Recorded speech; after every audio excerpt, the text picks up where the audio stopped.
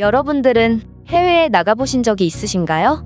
요즘이야 많이 줄었지만 유럽이나 미국에 놀러간 동양인이 상대적으로 체구가 큰 서양인들에게 얕잡아 보이고 불합리한 행위를 당하는 경우가 종종 있는데요.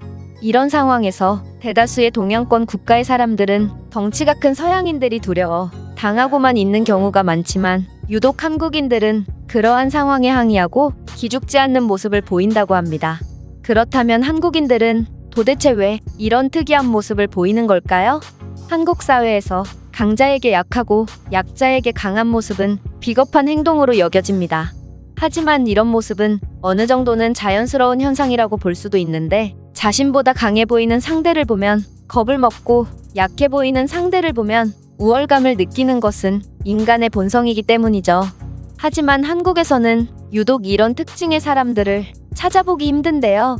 우리나라 사람들은 강자와 약자를 동등하게 대하는 것도 아닌 강자에게 강하고 약자에게 약한 희한한 성격을 가지고 있기 때문입니다. 이와 관련하여 최근 글로벌 커뮤니티에서도 한국인들의 독특한 언어 습관이 큰 화제가 되고 있는데요.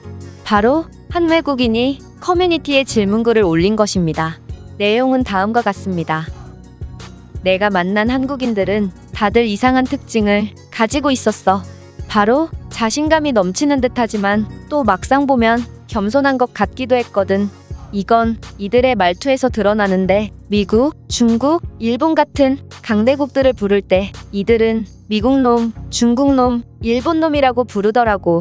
아, 일본의 경우는 좀 달랐던 것 같은데 어쨌든 이런 식으로 불렀어.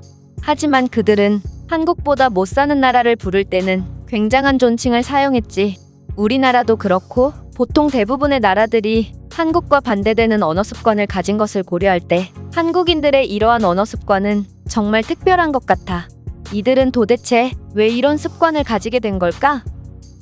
이 글의 내용은 여기까지인데요. 한 외국인은 이 질문에 대해 이렇게 답했습니다. 나는 동아시아사를 전공하고 있고 현재 한국사 트랙을 심도 있게 공부하고 있는 학생이야.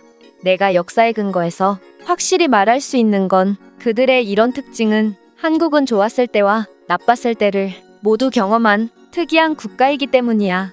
일단 한국은 단일민족 국가로서 단 한 번도 멸망한 적이 없는 굉장한 역사를 갖고 있는 나라야. 유럽과 아시아의 패권이 수도 없이 바뀌며 많은 나라가 부흥하고 멸망할 때 한반도는 단 한 번도 멸망을 겪은 적이 없지? 몽골이 아시아를 제패하고 유럽의 모든 것을 불태웠을 때도 고려는 특유의 외교력으로 멸망하지 않고 살아남아 자신들의 풍속을 지켰고 고유의 정치 제도를 유지했거든. 일본과의 관계에서도 마찬가지야. 1800년대 후반부터 일본은 대륙으로의 진출을 시작했고 중국과 러시아에게도 승리를 거두며 승승장구했다. 물론 이때의 한국은 중국과 마찬가지로 일본의 지배를 당했다고 볼 수 있는데 한국과 중국의 다른 점이라면 한국인들은 끝까지 교육과 군사훈련을 계속했으며 어떠한 희생이 따르더라도 수많은 게릴라전과 암살을 시도해서 많은 일본 고위층을 암살하고 최첨단 장비를 갖춘 일본군을 상대로도 수많은 승리를 거둘 수 있었지. 그 당시 10억이 넘는 중국인들이 일본 군인들에게 학살과 갖은 핍박을 당하고도 아무것도 못하고 있을 때 한국인들은 계속해서 일본에 피해를 입혔고 이런 한국인들의 끈질김에 오히려 지배를 하는 쪽인 일본군들이 겁을 먹었다고 해. 한국인들의 이런 당당함은 여기서 끝이 아니야. 이들은 한국전쟁을 거치며 굉장히 가난한 국가로 전락해버렸는데 그 당시 이들은 협상에 대한 어떠한 주도권을 가질 수 없었음에도 전 세계 최강이라고 불리는 미국과 흥정을 해서 한미 상호방위 조약이라는 미국 역사상 최초로 손해를 보는 말도 안 되는 조건의 계약을 맺어버린 거야. 정말 이들의 배짱은 비현실적일 정도지. 정리하자면 한국은 역사적으로도 강대국들에게 절대로 굴복하지 않고 끝까지 싸운 경험이 있기 때문에 그들에 대한 두려움이 없는 것이고 가난을 겪어본 국가이기 때문에 자신들보다 못 사는 나라 사람들을 존중하는 마음씨를 갖게 된 거야. 이들의 역사를 보면 왜 한국인들이 강자에게 강하고 약자에게 약한 면모를 보이는 것인지 이해가 가고 몇천 년 동안 양옆으로 계속해서 세력을 확장하던 중국도 결국에는 한반도를 지배하지 못한 점이 놀랍지도 않아.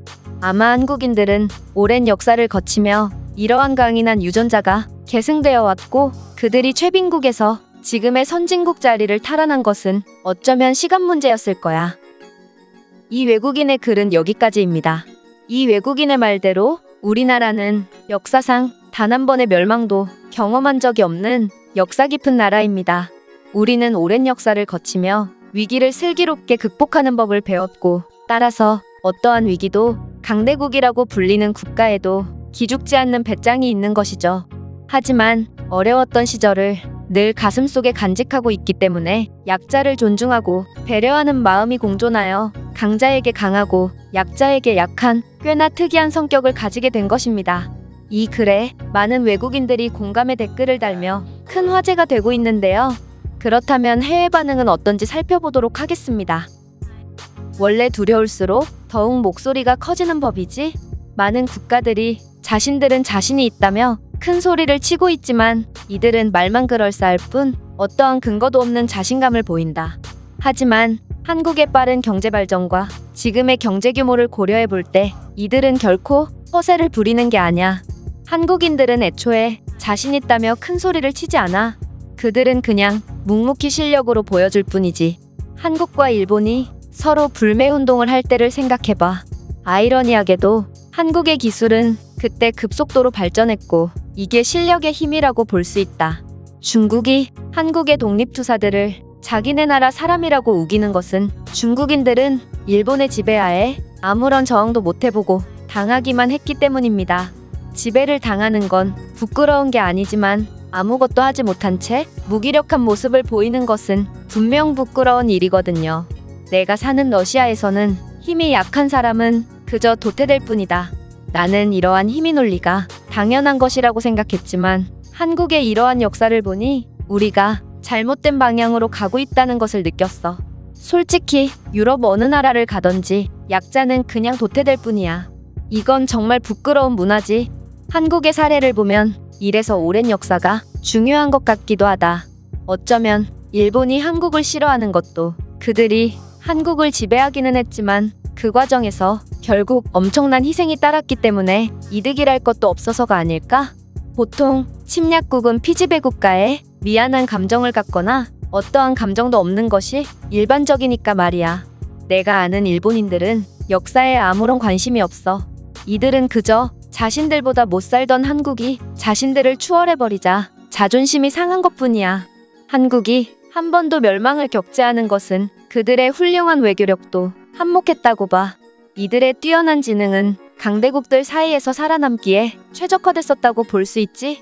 정말 한국의 역사를 보면 이들의 흥망성쇠는 너무 극적인 것 같아. 어떤 나라가 이렇게 모든 것을 겪을 수 있을까? 보통 한 번 망한 나라는 다시 올라오기 정말 힘든데 이들은 끊임없이 어떻게든 올라왔다. 제가 준비한 내용은 여기까지입니다. 끝까지 시청해주셔서 진심으로 감사드리며 여러분들의 구독과 좋아요는 영상 제작에 큰 힘이 됩니다. 이상 세모튜브였습니다.